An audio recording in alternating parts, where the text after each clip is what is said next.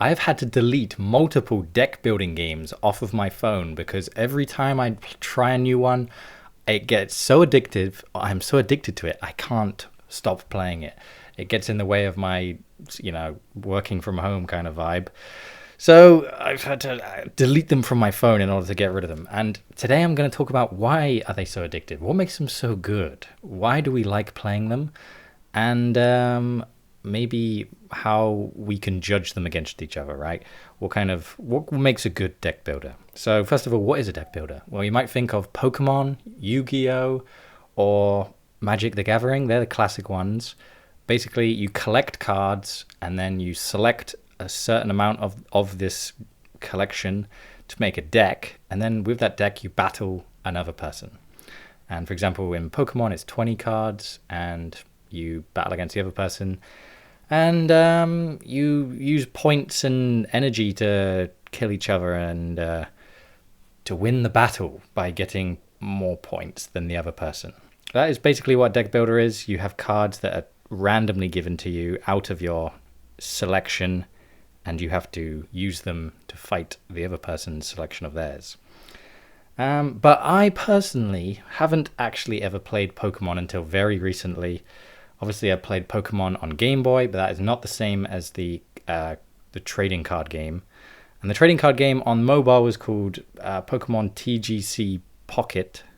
And my friends told me how it works. I did try it before, but all I was doing for like however long I had the game was opening packs, and the numbers on the card mean nothing to me because I hadn't actually played the game yet. So we're already talking about what I didn't like about Pokemon, right? But once they'd explained the game and I'd actually got to play it, suddenly all those opening the packs made sense, right? And there's another game as well called KARDS, spelled with a K, which is like a World War II themed deck building game where you can choose a main country and then an ally, and then use the cards from each of those decks, depending on their rarity or whatever, to fight against another person online who's doing the same thing.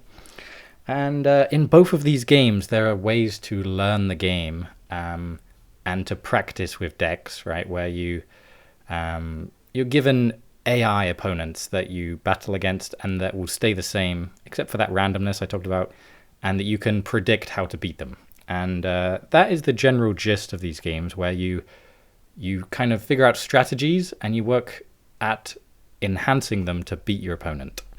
And I watched a video on YouTube by Adam Millard, and it was uploaded 4 years ago, about what makes a good deck builder. But he was talking very much about indie games. I would call them indie games. The idea that these games are finite and that they maybe won't be updated, right? Obviously, he did talk about Hearthstone and a few other, Magic the Gathering, right?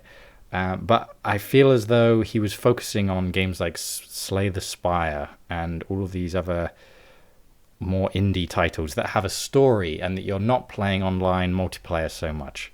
However, the online multiplayer aspect is what makes these games so good.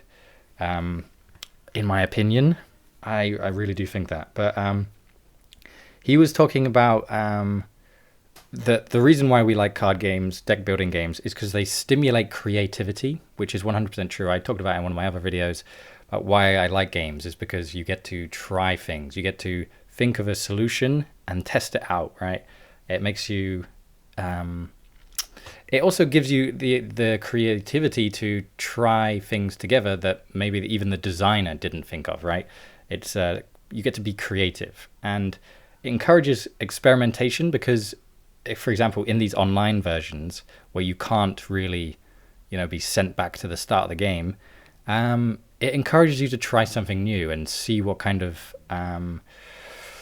synergies you can really pull out of the deck that you currently have, or the card collection you currently have. And also in these games, progression is inherent. The idea that you can't lose cards in the, while you're over the lifetime of the game, right? And you will always be adding to your deck, and often they do add cards to these games, right? So progression is inherent. So it already feels like you're doing something by being in this game. It's not like where you get to an end of an indie game and you feel like you've played the story, you beat the game, and you can put it down. That doesn't really exist in these games, which could be a good thing. It feels good, but arguably it's not a good thing, because that's where addiction comes from. The idea that something is never over, and we're waiting. It's the anticipation that we're addicted to, not the actual payoff, right? Whether you win or lose, you're going to go back into your deck, change some cards, and press play again almost instantly. And that's kind of what addiction is, which is why I've tried to stay away from it, because I do feel it pulling me in.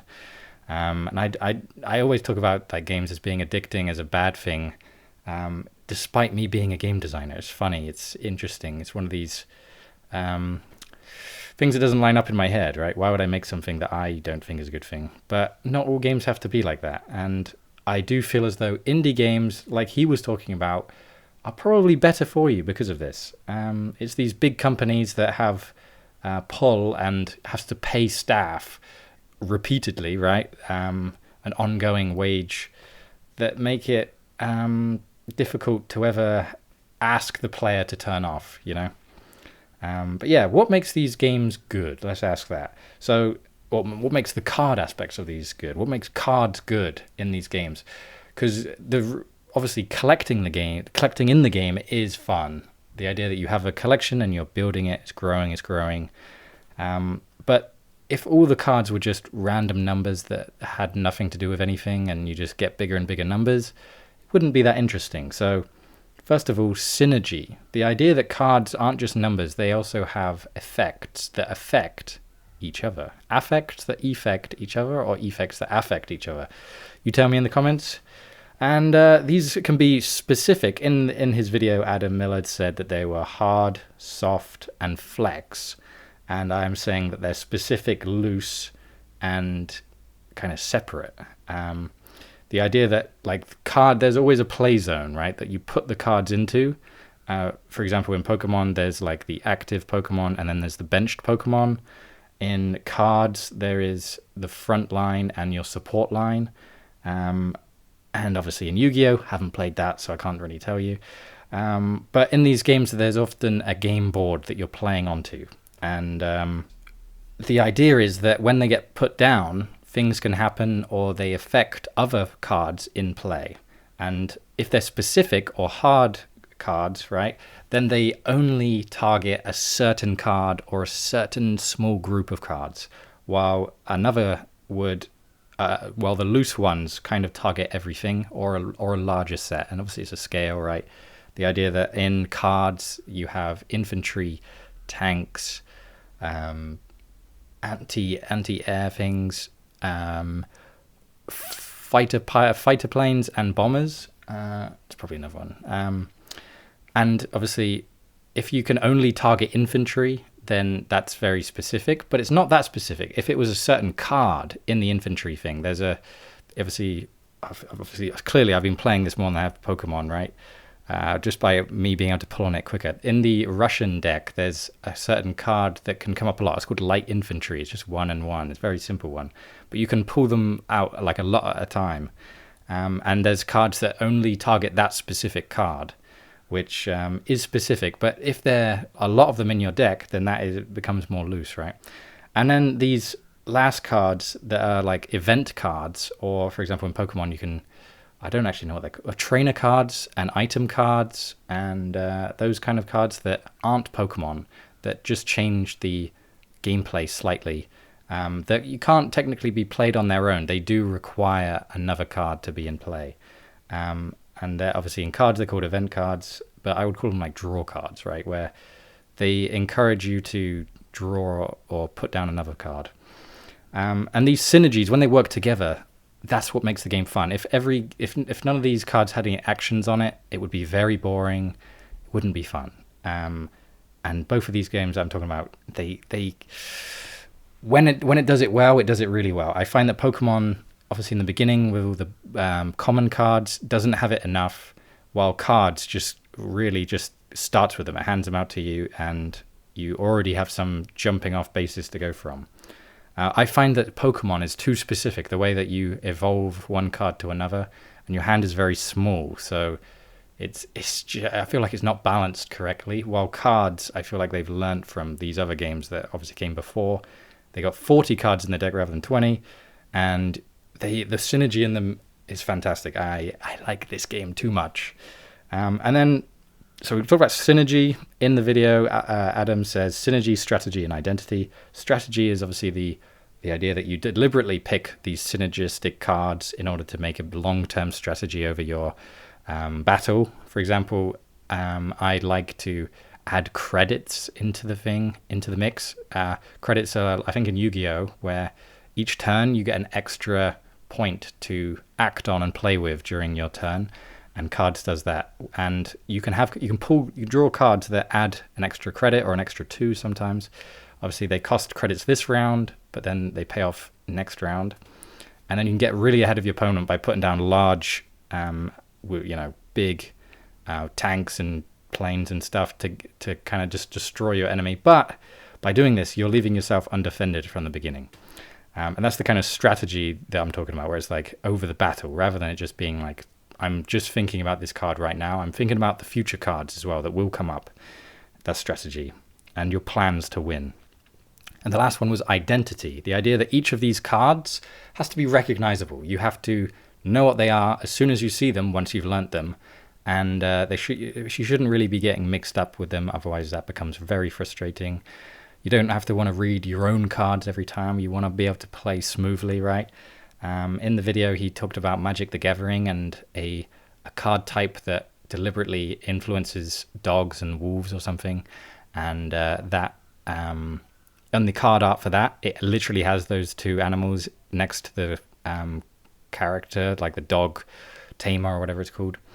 I'll link the video below so you guys can watch it. But yeah, the identity of a card is important. Like, for example, the identity of the decks as well. Obviously, in Pokemon, there's always the different types. And in Magic the Gathering, there's also different types, just like that. In Cards, there's the countries, the nationalities.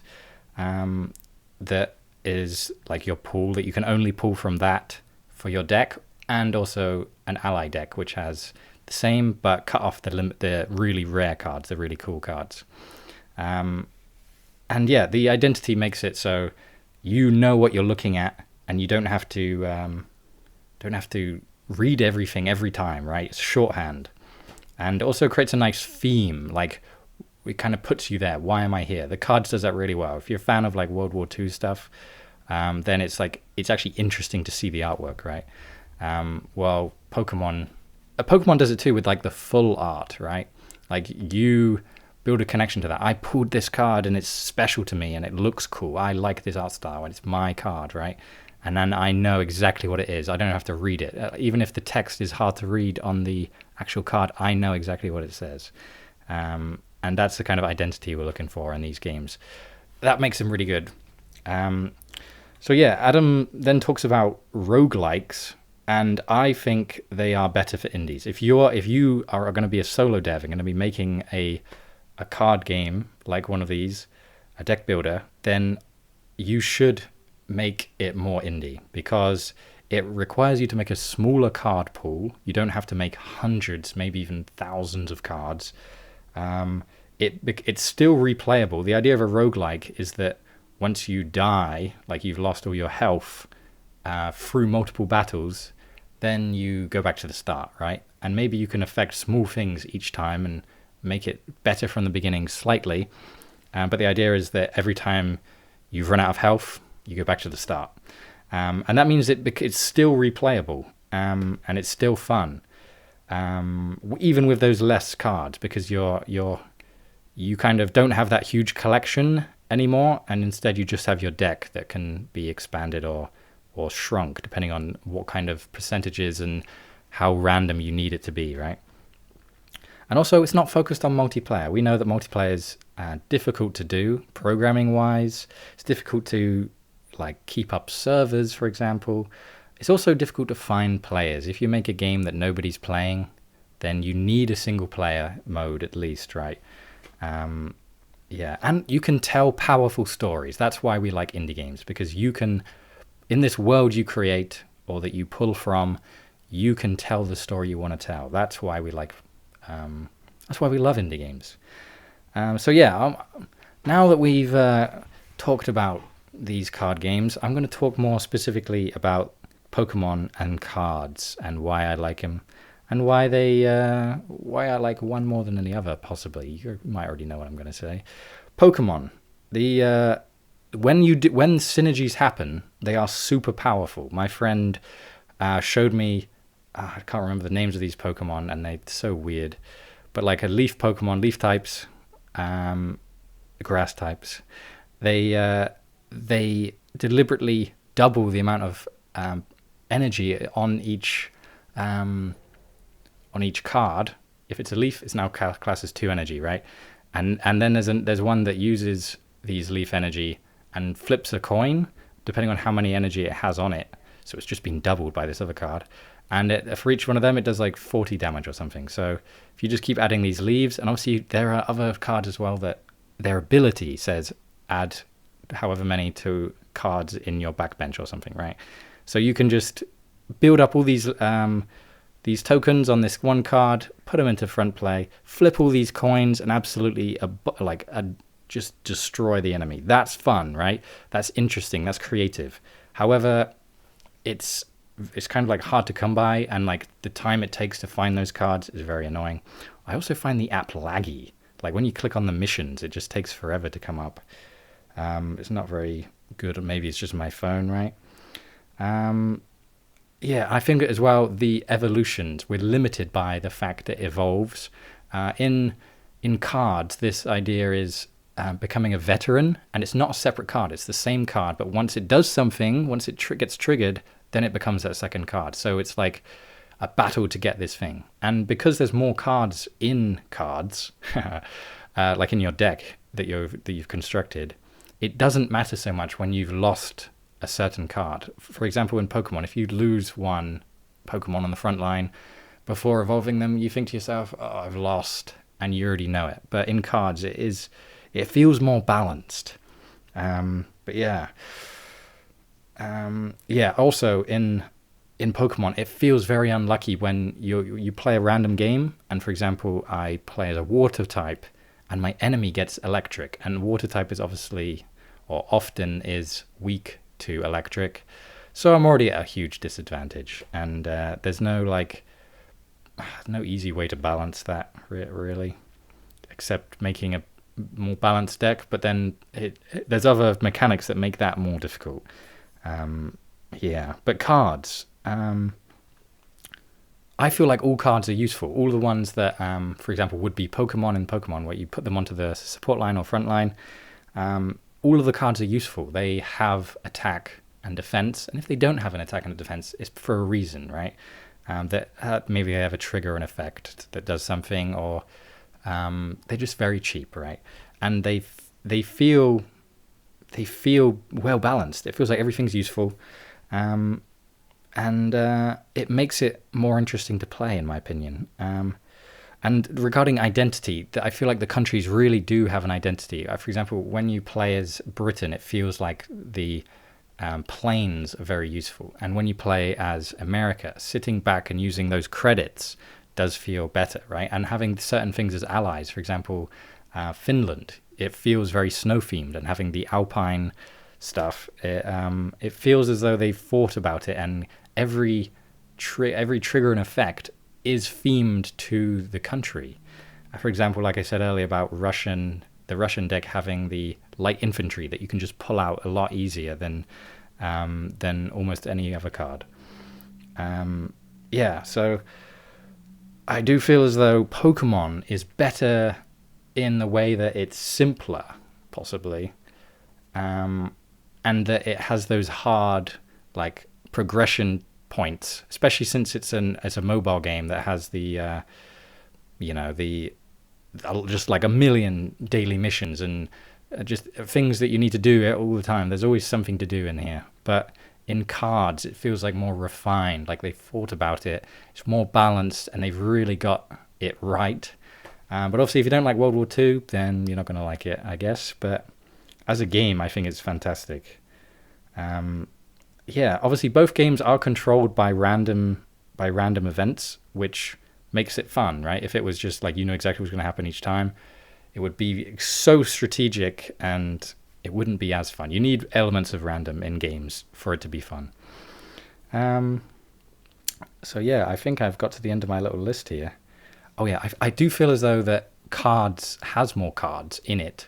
The overall like collection feels bigger. I don't know how true that is, but maybe it's the variety. The variety makes it powerful, makes it feel good. And so, signing off, I'm going to give each of them a score out of 10. I'll give Pokemon, the trading card game Pocket, a 6 out of 10. Mainly because of it is good. So it's 5 is good, right? 5 is an average thing. 6 is good.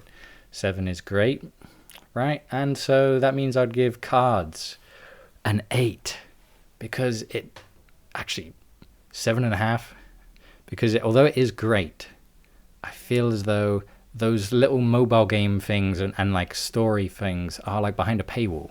There's a way of playing these missions, and you can't play them unless you pay, and you can possibly win the coins and stuff to get it, but I'm not sure. But it feels as though it's too good. Can you believe I'm saying that?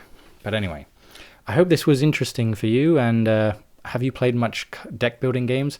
Obviously, I'm making my own little card game, and it's a physical game, and that's why I'm thinking about this kind of stuff. The idea that we have this identity and synergy of these cards, and it's like getting my cogs turning of what is important in this game. Unfortunately, I'm not going to be able to change it too much from the final thing. However, there are obviously space to make versions of these games, right? Where I make one version that's the original version, and then the upgraded, better versions, maybe. And on that note, I'll say thank you for watching, and I'll see you in the next video. And I'll put my Pinterest up on the screen right now. Thank you so much to you guys. And let me know what you thought in the comments below. Bye-bye.